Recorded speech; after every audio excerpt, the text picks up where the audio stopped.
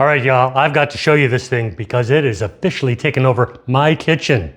It is the Odiforgo 3-in-1 immersion blender with 3 different appliances basically in one tiny footprint.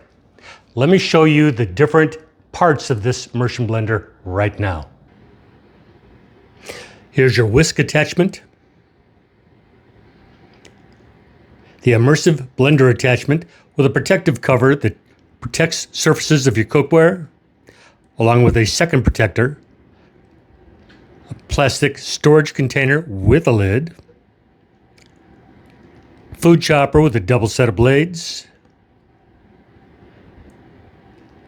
an ergonomic handle, 2 speed buttons, and multiple speed adjustments at the top, stainless steel components, 1800 watts of power.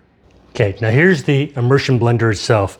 Now it's got this little rubber guard, and they've got an extra one on here too. Just take care of your sensitive cookware that you don't want to ruin, particular finishes on your pots, pans, skillets, what have you. This is not necessary to have on right now. It's easily removed, but I'm going to leave it on for right now. It's got a couple of different setting buttons, plus the different speeds at the top. I'm going to be making up a little something here, a little Greek yogurt, and I'm going to be adding some strawberries. And we'll just see how that does.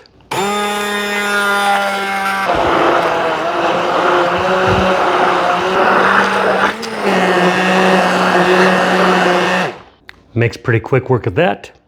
How does this taste? Pretty awesome.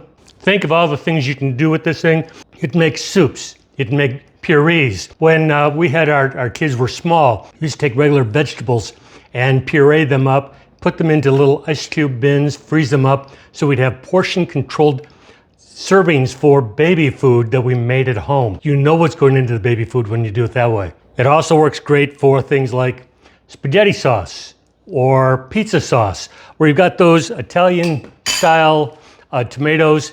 I've even seen this done in the can. I've not done it myself, where you pour off the liquid from the can and then just stick the immersive blender directly into the can and puree up those Italian tomatoes to a form that you can actually use for your sauce. This thing's pretty powerful, but what can it do next? Let's check the whisk. I love using my whisk. It makes perfect eggs, gets them nice and fluffy, puts a little extra air into them, but it's also great for making things like whipped cream, pancake batter.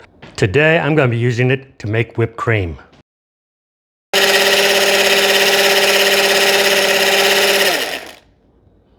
Perfect whipped cream. How did it turn out? Awesome. Now, if you wanted to make that a little bit sweeter, just add a little bit of sugar to it before you start blending it up. Onto the food chopper. I use this over the holidays for chopping up cranberries for a fresh cranberry salad. It's also good for doing other things like chopping up onions. Nobody likes to chop up onions. I'm going to show how this can also do for coffee beans. You don't have to have a dedicated coffee bean grinder when you have something like this. And it's done. That's all there is to it.